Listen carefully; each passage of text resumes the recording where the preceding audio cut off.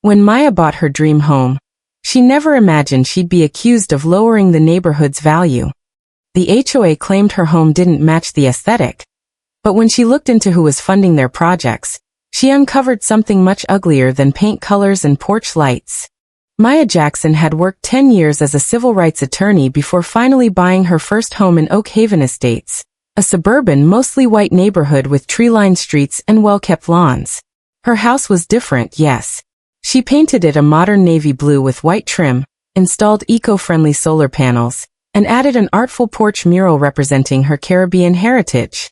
It was tasteful, permitted, and most importantly, hers. But within 2 weeks, the letters started coming. The HOA president, Greg Stanton, said Maya's house disrupted the uniform appeal of Oak Haven. But Maya noticed something deeper. Her neighbor had purple shutters, no one complained.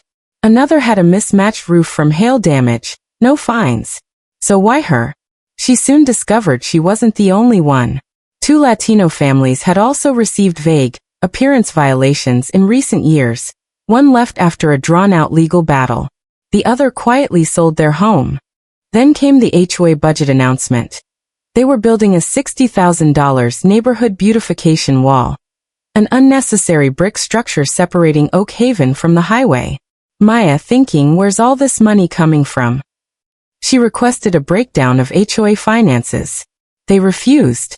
She submitted a formal records request under the state's HOA transparency law. Still denied. So she did what she did best, dug deeper. Maya discovered the HOA had received a private grant from Oak Point Development Corp., the same firm that built Oak Haven. But here's the twist. Oak Point had a diversity restriction clause in their original charter. Homes must reflect original design integrity and neighborhood values. Maya, muttering, that's coded language for discrimination. She uncovered emails between Greg and the developer's rep that blatantly discussed keeping neighborhood identity intact, and how Maya's modern updates were concerning. Maya compiled a full legal brief, over 40 pages of evidence showing racial bias, misused developer funding, and HOA overreach. She sent it to the State HOA Oversight Commission, a local journalist, and a civil rights watchdog group. The story exploded. HOA using developer funds to target minority homeowners made the evening news. The state launched an investigation.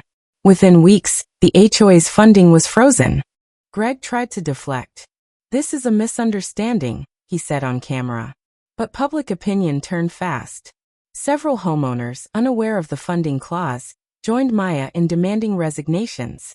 A special vote was held. Greg and 2 board members were ousted.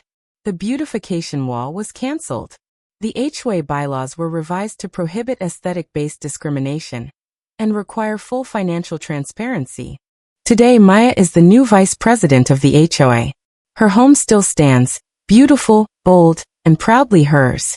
She started a neighborhood diversity committee, helped pass local HOA reform legislation, and created a guidebook for homeowners who face similar discrimination.